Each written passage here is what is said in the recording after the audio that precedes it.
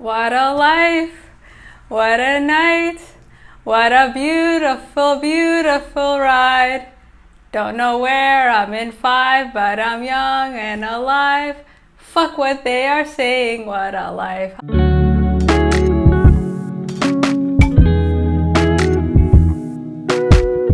Hello everyone and welcome back to my channel. I want to be as happy, fired up, and laid back as Mads Mikkelsen in Another Round. So I thought it'd be really cool for this video to review my favorite movie of the year, introduce myself, while at the same time wishing you a happy new year. So let's try it, let's give it a go. Another Round is about 4 high school teachers that test the idea that as human beings, we are born 0.5% way too sober. So together they decide to consume alcohol on a daily basis to see if in fact being 0.5% buzzed or just being buzzed every day increases confidence and makes you less nervous. Ultimately, this experiment is about new beginnings, not just on a professional and personal level, but on a spiritual level. And this is by far my favorite movie of the year. So if you're kind of feeling sad and we're not going to a party, like this movie will help you enter the new year with a little bit of optimism. So like Mads Mikkelsen's character Martin in this movie, I'm also a teacher. So I could relate to him, and not in the best of ways. I'm basically Martin in 5 years.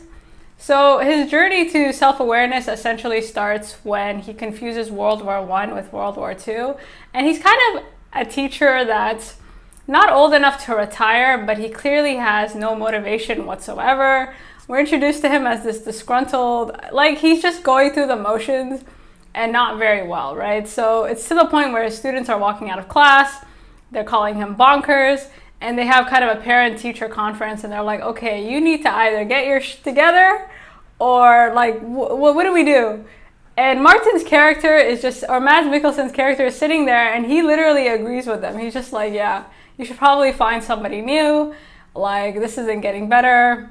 He teaches like a critical level. Like, he's a history teacher, but it's like, that final grade. And the fact that he was agreeing with them, like, I can't imagine being that deflated, but I can also imagine being that deflated. And so he's at rock bottom, and his friends kind of take him out for a dinner. And his friends are also other teachers, and they're also kind of in a midlife crisis, but they're not as depressed as him. So we're introduced to Martin in rock bottom. And through this dinner, we find out that he just doesn't care anymore. Like, he literally just doesn't care. Prior to becoming a history teacher, it seems like he was an overachiever. He had a scholarship to get his PhD, but wasn't able to kind of pursue what he wanted because he had children and family. And I can relate to Martin because I think there's a saying, like, we make plans, but God laughs. Like, I also studied English. I have a master's in English. I've been teaching overseas for some time now. So I'm a teacher from Canada, but I was born in Texas. This is how I'm going to slide in this information. And so there is that kind of, like, I can relate to Martin in terms of kind of sleepwalking and kind of letting things happen to you. So Martin is a teacher, and he's kind of somebody who kind of went into autopilot. Like, he didn't do his PhD. He's kind of going through the motions, and now he's awake, right? Like, this parent-teacher conference woke him up. His students can't even pretend to respect him anymore, which is like my nightmare. But I can relate. Like, I have my master's. In the future, I hope to, pursue more schooling or kind of get out of that. But it is a daily struggle to remain awake and not just hit autopilot, right? Like, not just get comfortable in one place because of the salary or whatever it is. Because eventually you're gonna have to wake up, and that's what happens to Martin, right? It's a rude awakening. So he's at dinner, his friends are looking at him like, you're clearly not okay. One of the friends kind of brings up the theory that human beings are born 0.5% too sober. And if you can kind of maintain this buzz, this might help Martin in terms of, like being more confident, more just kind of getting out of your head and into your body. And again, like, I really enjoyed this movie because Martin is just a teacher. Like, nothing dramatic is happening to him. He's not going through a death. Like, there's nothing happening to him. He just doesn't care anymore. And honestly, like, I can relate. So together, these 4 friends kind of decide to test this theory out. So they decide to consume alcohol on a daily basis, literally kind of hiding alcohol bottles throughout, like, the school campus and testing their kind of, I guess, alcohol limit to see, okay, can we maintain this? And if we are able to maintain this, will our professional and personal lives become better? And that's the question this movie seeks to ask. The alcohol is a bit of a double-edged sword, because through the alcohol, essentially this movie is a journey not just to awareness, but just the importance of being present and kind of taking every day as it comes. So the alcohol is really interesting because all four decide to kind of take part in this experiment, and the four friends, they're not as bad as Martin, but they're also kind of at that stage in life where they're sleepwalking. They had dreams. Like, there's a lot of conversations in this movie about like, oh my God, I remember how beautiful you were. Like, you used to do like ballet and shit, like all these ambitions and all these hobbies and all these things. And now they're just teachers. And I think the saying is true, right? Like, those who can't do, teach. And that's something I think about quite often. So as they're getting drunk, the one thing, again, the alcohol is a double-edged sword. So in one way, yes, it does its job. It does get them out of their head and into their bodies. You see, as Martin is consuming alcohol, he's more like confident. His students find him more engaging. But at the same time, like, it's not only just him that kind of comes out of his shell, but other people start noticing a difference in your behavior, right? Like, if you go from kind of clocking in and clocking out, going to bed at 9, and suddenly you're like awake and you want to do all these activities, like, the people around you notice, right? Like, this isn't just like a self-isolated thing. And the alcohol and the use of like the alcohol in this movie is really interesting because essentially it's just a trigger. It's something that allows Martin and his friends to kind of find a way, not to make their lives better necessarily, but to kind of restart it, right? Like, they're kind of in a dead place. There's just no motivation, and that's something that scares me. Like, I'm used to moving around and doing things, but the more experience I get and the better, like, thankfully, like, the better the jobs get and the salary gets, like, you do get comfortable. And of course, like, nobody plans to teach for that long, right? You think you're going to do this for a few years.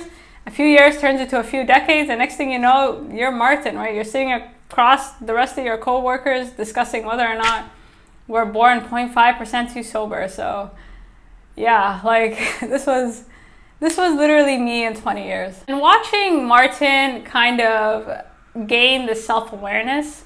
So again, the alcohol is a very clever plot device in terms of triggering like awareness and just in terms of triggering everybody around him, right? So Martin starts drinking, his friends start drinking, the families start noticing, and suddenly they go from kind of sleepwalking past each other.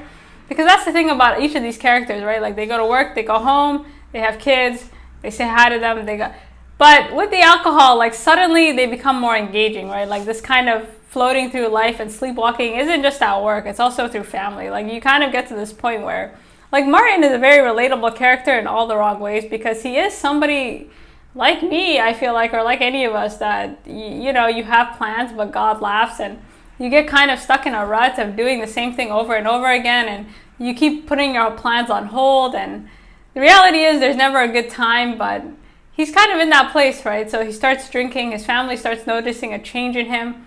I mean, this guy's life is so bad. Like, his wife doesn't want to talk to him, his kids seem kind of indifferent towards him, like, he's literally just a ghost in the house. And as soon as he starts drinking, like, he suddenly is like, let's go kayaking as a family, let's do this and that. And what that does for him is that, again, like, you see that he's lost all confidence. Like, he's somebody that had all the confidence in the world, and then time and life just kind of broke his ass down, and now he has none.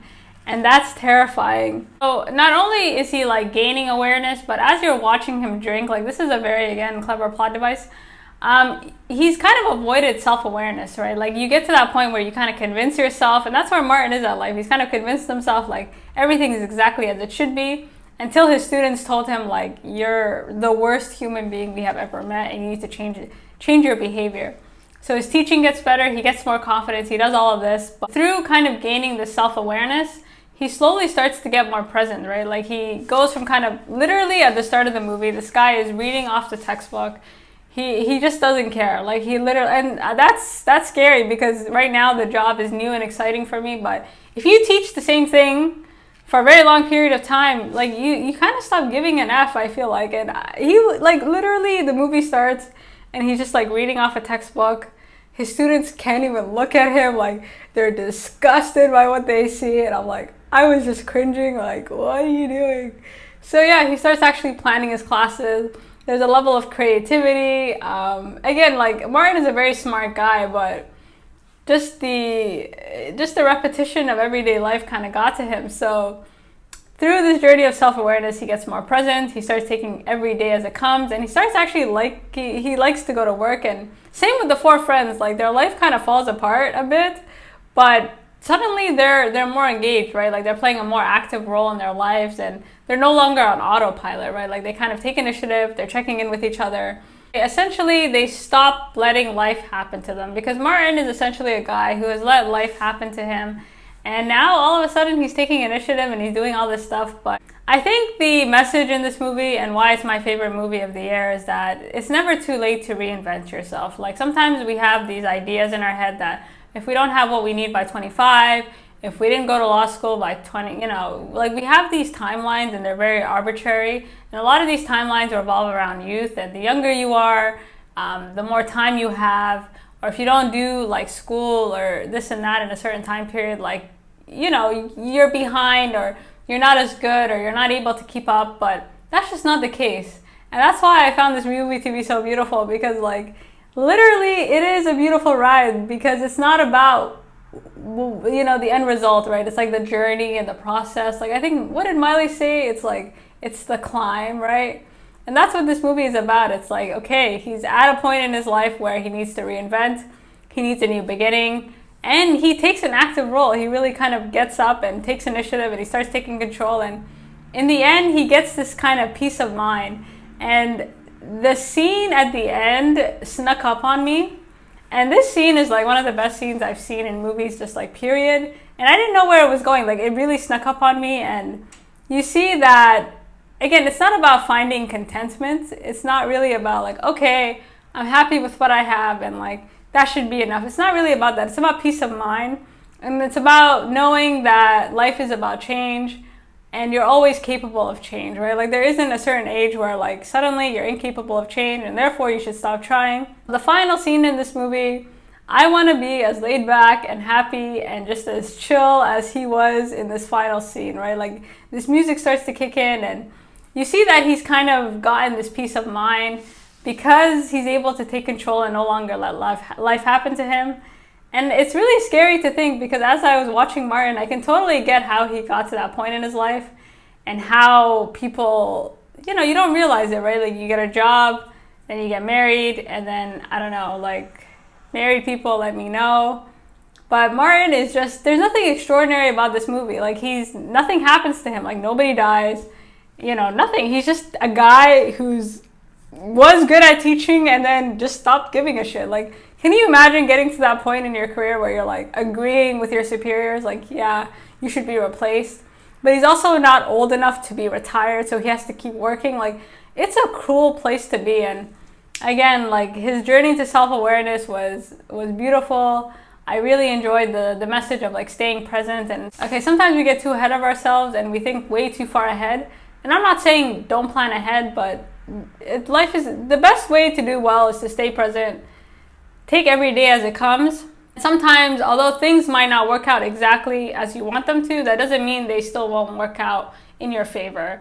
And sometimes, you look at, again, sorry, I have to go back to Martin, but he had plans like the rest of us. Like I thought by now I'd have my PhD or like this and that, but I've been doing this overseas thing for a lot longer than I wanted to, but that's not a curse, right? It's like, okay, you've worked hard towards your goal, but that doesn't mean life isn't going to work out in your favor. And just because things don't look like exactly as you want them to look, that doesn't mean that's not necessarily a bad thing, right? There's just different versions. And sometimes you just got to work with what you got. But again, that starts off with being present and aware. This is a very rambly video, but all this to say, this has been a crazy year. This has been the year of, getting out of your head and into your body. Hasn't always been easy. Whether or not it will get easier, I don't know.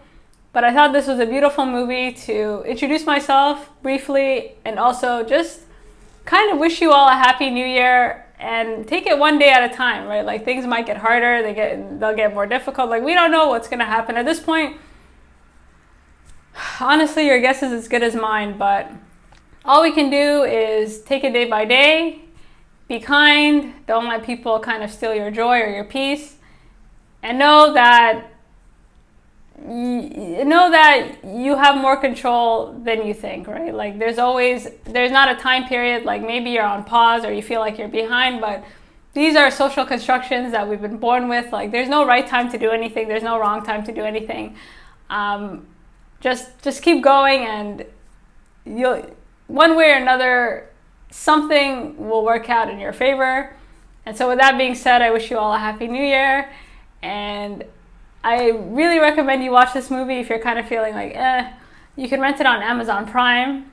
I left this to the last minute until like I pitched it. So yeah, you guys let me know. If you want to stream this movie, I'm also down.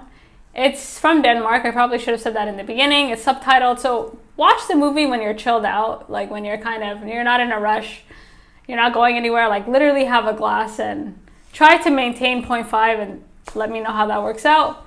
With that being said, I will see you all in the new year. Take care and have a good one.